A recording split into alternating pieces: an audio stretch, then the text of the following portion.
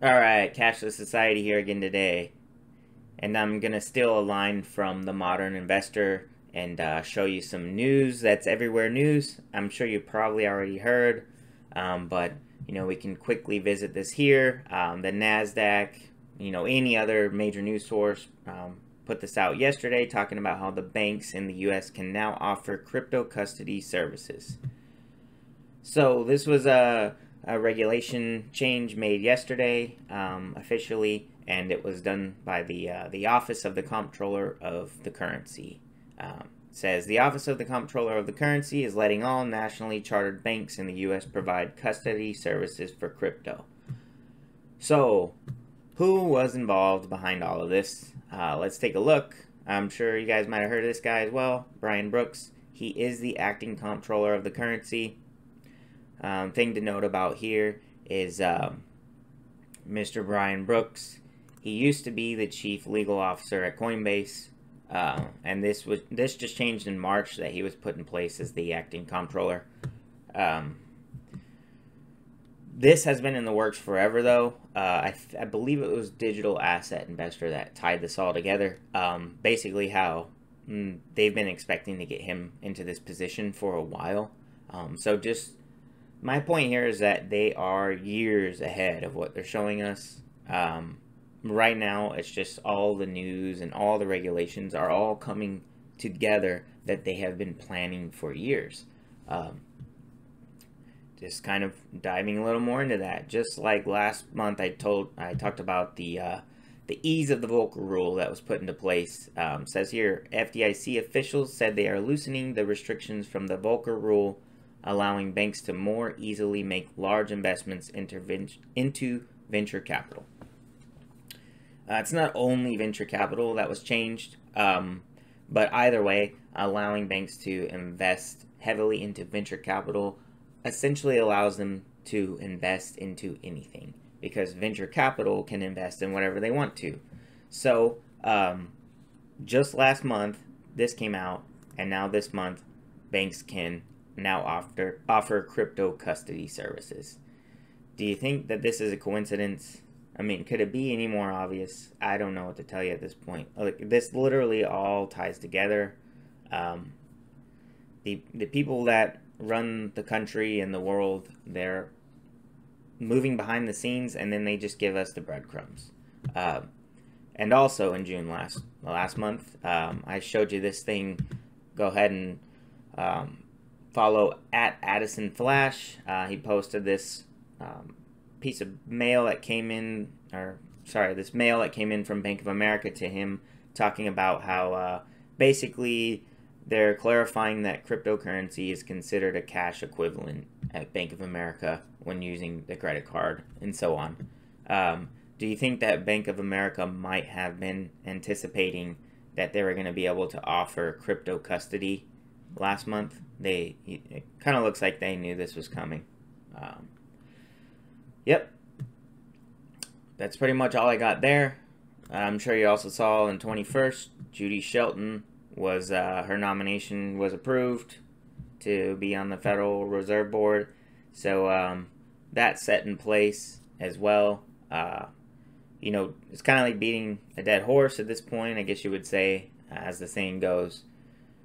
So I'm not going to continue to dive deeper and deeper into this. The point is, the Ripple XRP community has been saying this was coming forever, that big changes were coming. Everyone likes to troll the XRP community. They're like, oh, the price is still 20 cents, still 21 cents. What's going on? Thought it was supposed to pump to the moon. The point was that big changes were going to be put in place that were in support of Ripple and XRP. And that's exactly what has happened over the past few days. May I remind you that Bank of America is a a Ripple client as well. They also had that patent, as I showed you, using the Interledger protocol. They're obviously working behind the scenes with Ripple and XRP. We'll know a lot more in the future about how in depth that goes, but the relationship is definitely there. Let's just take a look at what Judy Shelton has to say about the gold standard, or potentially what her role or what her desire is, the desired outcome for her assuming this role would be.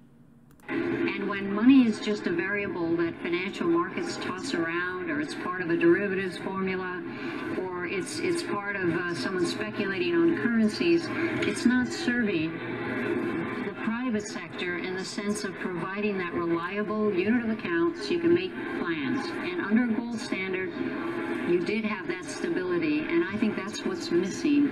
And so I like the idea of a gold standard. I mean, it could be used in a very cryptocurrency way. The point is, do you have a unified money system so that when you talk about the international marketplace, everyone is playing on a level monetary playing field? And it's very important. All right, so I'm sure everyone's already seen this clip, of course, but I just wanted to remind you, or in case if you haven't seen it, you're new to the channel. So she says,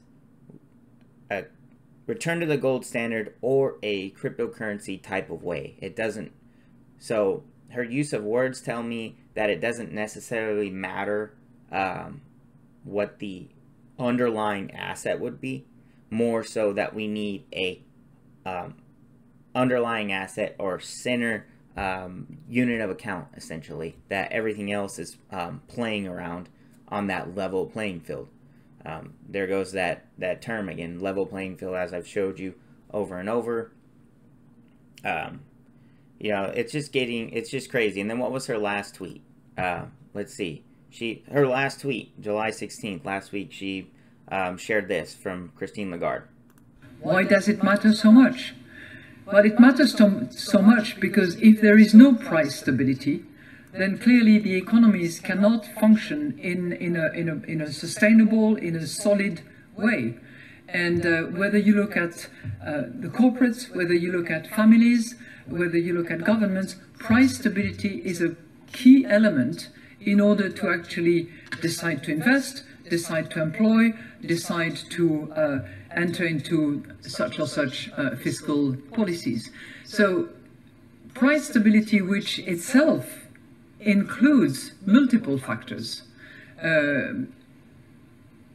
is our compass and has to be our compass. Why does it? Okay, so Judy Shelton is sharing Christine Lagarde's opinion on why we need price stability around the globe. And then what did Christine Lagarde have to say about crypto as well? Disruptors and anything that is using distributed ledger technology, whether you call it crypto assets, currencies, or whatever, and it's far from the bitcoins that we used to talk about a year ago, that is clearly shaking the system. The voice that we heard, which was, I thought, really interesting, were those of the regulated. Really, I just wanted to show you Christine Lagarde telling you, she made sure to reiterate that it's far from the bitcoins, right? The bitcoins that we were talking about a year ago. So, all of these people tie together. Judy Shelton nomination ties in with XRP. Judy Shelton's tweeting about Christine Lagarde and how she wants price stability.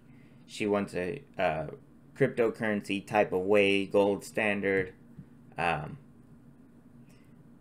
mean, why is she, you know, tweeting about Christine Lagarde's opinion on price stability just last week? And then Christine Lagarde's telling you that the disruptors in the financial industry are far from the bitcoins. And then, of course, you got Brad Garlinghouse chiming in yesterday as well, talking about this huge ruling that happened, rule change, and how it's going to allow for, you know, leading the way to foster innovation, protect consumers, and provide a level playing field for all. So, there's that term again. Oh man, I'm just saying, right? How could it be more obvious? It all connects. The only thing left that they have to say is come out and say that the new monetary system around the world will be based on XRP. And that would be it. Then it would all tie together perfectly. Bare minimum, just get some exposure. If not, you're doing yourself harm. You know, you're really cheating yourself. Don't be like this guy, Pomp here. You know, Pomp's biggest take out of this rule change was that apparently Bitcoin lets you be the bank. You know, none of the other cryptos let you, you know, hold your own crypto. This is just such a, I mean, it just feels like a kid. Like a kid just jumped in and like, well, but Bitcoin lets you be the bank. Was there any thought in there, or do you just tweet and then you retweet your tweet too? Oh man. Oh, but this guy's managing this digital asset index fund at Morgan Creek Digital Assets. So I feel bad for his investors, or I don't even know how many people are actually going to invest in this. I mean, just look at their portfolio. Bitcoin, Ethereum, Bitcoin Cash, Litecoin, Cardano, EOS, Tezos, Zcash, Ethereum Classic, and Dash. What did they just go down the list and buy the top 10? 80% into Bitcoin. Just buy the top 10 but skip over XRP. Why? Specifically skip over XRP. I mean, come on. Cardano is essentially vaporware. It doesn't do anything. Litecoin. You would rather have Litecoin in your portfolio than XRP. You'd rather have Bitcoin Cash in your portfolio than XRP. Dash. Ethereum Classic. Come on. I don't understand. But that's Pomp for you. And this guy's basically one of the faces of crypto. He's always selected to go on TV and talk. So maybe that's why people don't necessarily take it that serious. But alright, I mean, crypto just got legitimized. And, you know, sorry if I bore you to death with connecting the dots here again and again with Judy Shelton and Christine Lagarde. But it all ties together, and it's so obvious to me. I can't help but keep pointing it out. I hope that if anyone's watching my videos for the first time, they kind of see the picture enough just to maybe dive a little deeper into some XRP research on their own. But yep, as always, I really appreciate it. Thanks for watching. You know, please like, subscribe, share with your friends and family, and definitely stay tuned for the next one. What is a cashless society? What does it actually mean in a literal or high-level sense? Money will become like these, relics of a different age, and will only be found in places like this. In other words, hard cash will disappear. It will become electronic, transferred by things like these. Then Tracy is in Beijing to show us what a nearly cashless society actually looks like. Ben, good morning. Mobile payment transactions in China reached a cumulative total of 277.4 trillion RMB in 2018, ranking #1 in the world, according to the recently released statistical report on internet development in China. As of June 2019, online payment users in the country reached 633 million. The cashless society is now approaching. When's the last time you paid with cash? Well, chances are cash has taken a backseat to the plastic in your wallet and smartphone pay apps. Denver 7's Ryan Luby explains the digital pay revolution and why not everyone is on board. The cashless society, the cashless society. The cashless society. The cashless society is now approaching. The cashless society.